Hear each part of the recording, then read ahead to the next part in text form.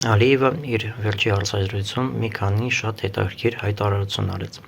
Առաջինը նա սատարեց Փաշինյանին, այսպես կոչված իրական Հայաստանի հարցում։ Ինչ է սա նշանակում։ Սա նշանակում է, որ Հայաստանը հրաժարվում է իր պատմությունից, իր բոլոր պատմական իրավունքներից, իսկ Ադրբեջանը ի հակառակ Հայաստանին ավելացնում է այսպես կոչված պատմական իրավունքները։ Այսինքն Ադրբեջանում ստեղծվել է կեղծ նարատիվ այս արևմտյան Ադրբեջանի մասին, որը իբր թե Հայաստանի տարածքն է, ցեղասպանությունների մասին, որոնք իբր թե հայերն են իրականացրել ադրբեջանցիների նկատմամբ եւ օգտագործում է այս կեղծիքը, պատմական կեղծիքը իր քաղաքականության մեջ։ Եվս մեկ հետաքրքիր բան,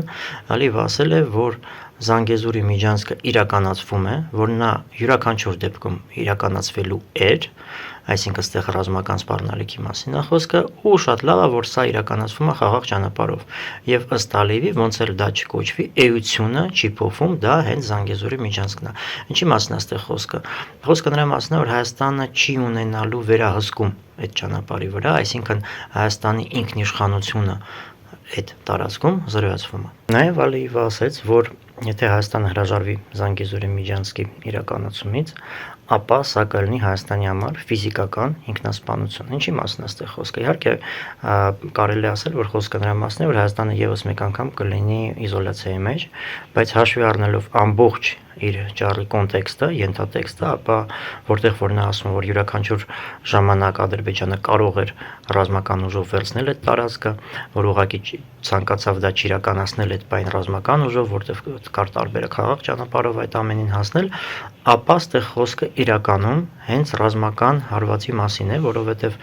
ամբողջ իր հարցազրույցը ինքը ուժային տեսանկյունից է կառուցված, ինքը խոսում է, որ Ադրբեջանը ուժ կիրառեց եւ հասավ իր նպատակներին եւ հիմա այդ մոդելը օգտագործվում է ամբողջ աշխարհում։ Ինքը խոսում է այն մասին, որ դա ճիշտ մոդել է, որ այդպես է պետք անել եւ Ադրբեջանը հենց այդպես անելու է։ Իհարկե այս ամենը հերթական Ադրբեջանի ռազմական սպառնալիքն է, որը բարձրաձայնում է Ալիևը, բայց միաժամանակ Ալիևը խոսում է այն մասին, որ իբր թե Հայաստանի եւ Ադրբեջանի միջեւ արդեն փաստացի խաղաղություն կա, հղում տալով վառելիքի մատակարարմանը Հայաստանին։ Եվ ինչ ենք մենք տեսնում, որ Հայաստանի եւ Ադրբեջանի ղեկավարները օգտագործում են այս արհեստորեն ստեղծված գործարքները, այս արևտուրը, որը ինքը իրանով տնտեսական մեխանիզմներով չէր աշխատում, սա քաղաքական որոշում է, ոչ թե տնտեսական, իրենց քարոզչության մեջ, այսինքն սա արհեստորեն ստեղծված, քարոզչության համար նախատեսված գործարք է։ Եվ հոմտալով սրան Ալիևը խոսում է փաստացի խաղաղության մասին, բայց եկեք չմոռանանք, որ մենք արդեն ունեցել ենք փաստացի խաղաղություն Հայաստանի եւ Ադրբեջանը, այսպես կոչված վերելակային դիվանագիտության արդյունքում, որը ավարտվեց լայնածավալ պատերազմով եւ հաշվի առնելով, որ Ալիևը սպառնում է, հաշվի առնելով, որ Ալիևը ստեղծել է այսպես կոչված արևմտյան Ադրբեջանի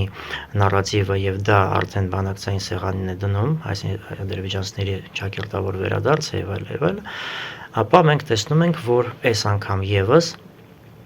փաստացի խաղաղությունը ճակերտավոր կարող է բերել եւս մեծ պատերազմի։ Ընդհանրապես պետք է հիշենք, որ քաղաքականության մեջ շատ ավելի կարևոր են կողմերի նպատակները, ոչ թե ստորագրված փաստաթղթերը կամ միջազգային առևտուրը։ Իսկ Ադրբեջանի նպատակը Հայաստանի նկատմամբ շատ պարզ է եւ այն մասին գրած է Ադրբեջանի պետական պաշտոնական կայքերում, օրինակ Ադրբեջանի նախագահի կայքում Ադրբեջանի մասին հոդվածում այդ մասին գրած է, որ Հայաստանը անօրինական ստեղծված է Ադրբեջանի տարածքում, որ Երևանը դարձել է Հայաստանի մայրաքաղաք, որովհետև Ադրբեջանն է դա փոխանցել իբր թե եւ սա պետական դավաճանություն էր եւ պատմական սխալ։ Եվ այս ամենը Ալիևը ճակերտավոր ուզում է ուղի, սա է Ադրբեջանի մոտեցումը, որ Հայաստանը դառնա Ադրբեջանի մաս։ Եվ ինչ է անում Ադրբեջանը դրա համար։ Ադրբեջանը ոչնչացրեց Արցախը, հայաթափեց Արցախը, հիմա ինքը փորձում է այդ ամենը մարզել քաղաքական տեսանկյունից։ Երկրորդը Ադրբեջանը ուժեղացնում է իր բանակը, ստեղծել է արդեն այդ կեղծ պատմական նարատիվը, որ Երևանը իբր թե Ադրբեջանն է եւ այլն, եւ շարունակում է այս քաղաքական գիծը։ Այն, որ հիմա ճակերտավոր ինչ-որ փաստացի խաղաղության են հասել կողմերը, սա հենց ճակերտավոր է, որովհետև մենք ևս ունեցել ենք նման ժամանակաշրջաններ անցյալում, օրինակ վերելակային դիվանագիտության արդյունքում հասած, որը ավարտվեց մեծ պատերազմով, եւ ունենք նաեւ հիմա։ Բայց Ադրբեջանի նպատակը մենք արդեն գիտենք, Ադրբեջանը ուժեղացնում է իր բանակը, ավելացնում է ռազմական ծախսերը, ստեղծում է նոր ստորաբաժանումներ եւ ինչ է անում դրանի պատասխան Փաշինյանի կառավարությունը, կրճատում է ժամկետային ծառայությունը Հայաստանում, կրճատում է ռազմական բյուջե եւ փաստացի չունի որևէ ռեալ դաշնակից, որը պատրաստ է Հայաստանին սատարել այնպես, ոնց որ Թուրքիան սատարում է